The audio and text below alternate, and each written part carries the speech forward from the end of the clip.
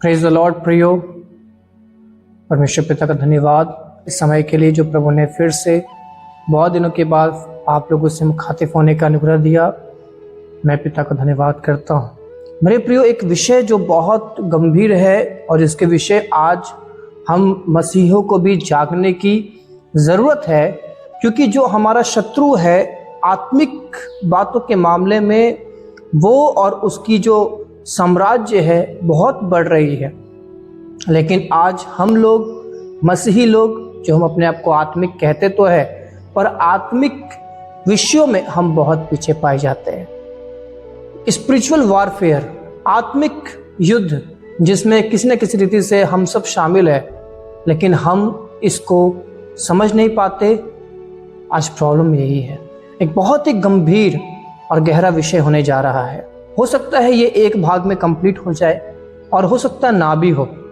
सो आप प्रार्थना पूर्वक इस वीडियो को देखें, क्योंकि हो सकता है इसको देखने के समय आपके मनों में शैतान हजार प्रकार के विचारों को डाले, ताकि आप इस वीडियो को यहीं पर छोड़ के चले जाएं। हम लोग सबसे पहले एक वचन को पढ़ेंगे, वहीं से हम लोग अपने संदेश की बुनियाद डालेंगे, जो हमें मिलेगा इफिसियों के पत्र उसका 6 अध्याय उसका 12 पद में। यहाँ लिखा है, क्योंकि हमारा यह मल्लयुद्ध लहू और मांस से नहीं, परंतु प्रधानों से और अधिकारियों से और इस संसार के अंधकार के हाकिमों से और उस दुष्टता की आत्मिक सेनाओं से है जो आकाश में है। मेरे प्रियो, पौलुस यहाँ पर हमारा शब्द को इस्तेमाल करता है। इसमें हर एक मसीही आता है जो एक आत्मिक युद्ध में है, एक मल्ल युद्ध में है। ये युद्ध ऐसा है कि या तो आप शत्रु को खत्म करें या शत्रु आपको खत्म करेगा, और ये युद्ध पूरी तरह से आत्मिक है मेरे प्रियो। पर आज मसीही लोग आत्मिक युद्ध नहीं लड़के शारीरिक युद्ध लड़ रहे हैं। उस सेवक की बुराई, उस विश्वासी की बुराई। आज शैतानवादी में जितना यूनिटी और डिसिप्लिन पाया जाता है, उतना यूनिटी और डिसिप्लिन यदि आज हम आत्मिक लोगों में आ जाए, विश्वासियों में आ जाए, जो अपने आप को मसीह के कहते हैं, तो आज हमारे भारत देश में जो अनैतिकता, अभद्रता और जो ये नग्नता बढ़ रहा है, ये जो शैतान के कार्य बढ़ रहे हैं, ये जो इंसानों का बलिदान हो रहा है, ये जो खुलेआम पाप हो रहा है, आज लोगों के लिए हत्याएं करना आनंद की बात हो रही है। आज कोई किसी को सह नहीं पा रहा। हर एक के अंदर घमंड और हत्या की आत्मा कार्य कर रही है, क्रोध की आत्मा कार्य कर रही है। आज जो हम अंधकार का प्रभाव देख रहे हैं अपने भारत देश में भी और देश देश में भी, ये इस प्रकार से नहीं उठता कि हम एक होते तो, और हम उस युद्ध को सही रीति से लड़ रहे होते तो। मेरे प्रिय, सवाल ये है कि जब युद्ध आत्मिक है, पूरी तरह से अदृश्य है, क्योंकि आत्मा को आप देख नहीं सकते, आपका शत्रु जो है वो आत्मा है, उसे आप देख नहीं सकते, तो कैसे आप सटीक युद्ध को लड़ सकते हैं? सबसे बड़ा सवाल है, क्योंकि आपका शत्रु आपको इन आंखों से नजर नहीं आएगा। इसका मुख्य जवाब है, पवित्र आत्मा के द्वारा आप इस युद्ध को लड़ सकते हैं। अब इस युद्ध की रणनीति जानना बहुत जरूरी है। आत्मिक युद्ध की रणनीति जानने के लिए मेरे प्रियो, मैं आपको एक कुंजी देता हूं।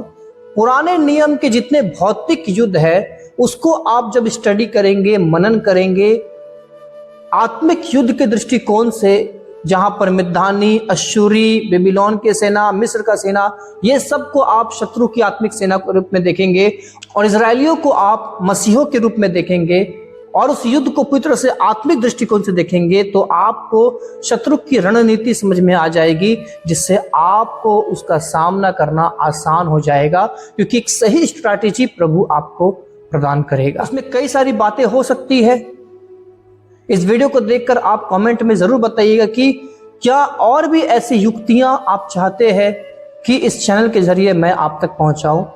आपके कमेंट मुझे उत्साहित करेगा, ताकि मैं आपके बीच में और भी शैतान की युक्तियों को और उन रणनीतियों को, जिन्हें हमें अपनाना जरूरी है, जिससे हम शैतान के राज्य को ढा सके, आपके बीच में ला सकूं। क्योंकि पौलुस 1 कुरिन्थियों 9 अध्याय उसका 26 पद में कहता है कि मैं लक्ष्यहीन नहीं दौड़ता, मैं हवा में मुक्का नहीं मारता। यानी पौलुस जो है वो लक्ष्यहीन नहीं लड़ता था, वो लक्ष्य के साथ लड़ता था। उसे पता है कि मुझे हमला कहाँ करना है और कैसे करना है। पुराने नियम की घटना को हम देखेंगे, वहां से हम एक बहुत विशेष रणनीति को प्राप्त करेंगे, जो हमें मिलता है निर्गमन की किताब उसका 17 अध्याय उसका 11 पद में। जब तक मूसा अपना हाथ उठाए रहता था तब तक तो इज़राइल प्रबल होता था, परंतु जब जब वह उसे नीचे करता तब तब अमालेक प्रबल होता था। मेरे प्रियो, यहां पर इस रणनीति को हमें समझना जरूरी है। मूसा जब तक अपना हाथ उठाए रहता था, नीचे जो इज़राइल अमालेकी के साथ लड़ रहे हैं, यहोशू लड़ रहा है, तो इज़राइल जो है वो प्रबल होता था। लेकिन जब मूसा के हाथ भर आते थे, दर्द करता था, दुखता था, और जब उसके हाथ नीचे होने लगते थे तो अमालेक यानी शत्रु जो है वो प्रबल होता था। हमारा सारा कार्य जो है वो आत्मिक है, लेकिन वो इस शरीर के किसी न किसी एक्टिविटी से जुड़ा हुआ है। इस बात को याद रखिएगा। इस शरीर की वो एक्टिविटी है जो आत्मिक रैलम में आत्मिकवाद को सक्रिय बनाती है, एक्टिव करती है। देखिएगा, मूसा का यहां पर हाथ उठाए रहना ऑथोरिटी को दर्शाता है। एक बात आप अपने जहन में डालें कि सामर्थ्य अधिकार में होता है, सामर्थ्य में अधिकार नहीं होता। प्रभु यीशु मसीह ने लूका 10 अध्याय में 19 पद में प्रेरितों को, चेलों को सामर्थ्य नहीं अधिकार दिया, क्योंकि सामर्थ्य जो है वो अधिकार में है।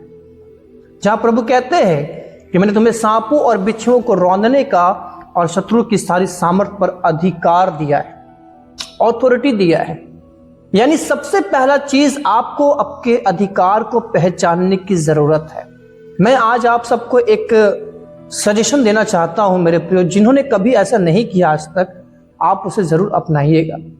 लूका 10 अध्याय उसका 19 पद को और मरकुस 16 अध्याय का 17 और 18, इसे आप पढ़कर विश्वास से उस पर हाथ रखकर एक कन्फेशन करना है और उस वचन को बोलकर कहना है, प्रभु मैं इस अधिकार को अपने जीवन में आज रिसीव करता हूं। सबसे पहले आपको अपने अधिकार को आपके जीवन में सक्रिय करना है। प्रभु ने सब कुछ दिया है, लेकिन याद रखिएगा, पौलुस रोमियो में कहता है 10 अध्याय उसका 9 पद में कि कुछ कुछ चीजें हमें अंगीकार करना होता है और अंगीकार कर हम उसको प्राप्त करते हैं। इस वचन पर आपके हृदय में विश्वास और इस वचन को आपके मुंह से अंगीकार करने पर यह अधिकार, यह ऑथोरिटी आपके जीवन में एक्टिव होगी। तो जब मूसा हाथ उठा रहा है, भौतिक हाथों को उठा रहा है, भौतिक दुनिया में वो अपने हाथों को उठा रहा है, लेकिन इसका असर जो है वो स्पिरिचुअल रैलम में, आत्मिकवाद में सक्रिय हो रहा है, दिख रहा है। मूसा हाथों को उठाकर अपने अधिकार को प्रकट कर रहा है। मेरे प्रियो, जब आप प्रभु की उपस्थिति में हाथों को उठाते हैं या जब भी आप प्रभु के नाम से आराधना के वक्त या प्रार्थना के वक्त अपने हाथों को उठाते हैं, तो आत्मिक क्षेत्र में कुछ होता है। इसलिए 1 तिमुथी 2 अध्याय का 8 पद में भी पौलुस कहता है कि पुरुष बिना विवाद के अपने पवित्र हाथों को उठाकर प्रार्थना करे। यानी भौतिकवाद में आपके हाथों को उठाना आपके अधिकार को आत्मिकवाद में सक्रिय कर देता है, एक्टिव कर देता है। आपकी ओर से जो परमेश्वर की सेना है वो शत्रु की सेना पर चढ़ाई करती है और प्रबल होती है। आपका अधिकार उन्हें पावर रिलीज करता है, जिससे वो आपके और आपसे जुड़े हुए जो भी बातें हो, व्यक्ति हो, स्थिति हो, सेवकाई हो, काम हो, जो भी हो, जिसके विरुद्ध में शैतान लगा हुआ है, उसकी सेनाओं को, उसके युक्तियों को, मंसूबों को नष्ट करता है। सो मेरे प्रियो, आज मैं आपको ये बताकर इस वीडियो को रोकूंगा। यदि आप चाहते हैं कि आप और जानें कि और किस प्रकार से हम भौतिकवाद में कुछ एक्टिविटी करके अपने आत्मिकवाद में जो आत्मिक युद्ध है उसको और मजबूत बनाएं, तो आप मुझे कमेंट करके जरूर बताइएगा। मेरे पास और भी रणनीतियां है आपके और हमारे उस आत्मिक युद्ध के लिए, जिसके द्वारा हम जब युद्ध करेंगे तो हम शत्रु पे प्रबल हो जाएंगे। परमेश्वर भी कहता है मेरी प्रजा मेरे ज्ञान ना होने से नष्ट हो रही है। जब पौलुस कहता है कि हम मलयुद्ध में हैं, तो उस मलयुद्ध को समझ लेना भी हमारे लिए जरूरी है। आज मैंने सिर्फ एक रणनीति आपके पास रखा कि आपको अपने हाथों को, अपने अधिकार को स्मरण करके उस विश्वास से अपने हाथों को उठाना है, तो आपकी ओर की जो सेना है वो सक्रिय और प्रबलता पूर्वक जो है वो शत्रु पे हमला करेगी। क्योंकि आप में से बहुत लोग अभी एक्टिव स्पिरिचुअल वारफेयर में पाए जाते हैं। इसलिए ये वीडियो आपके लिए बेनिफिट होगा।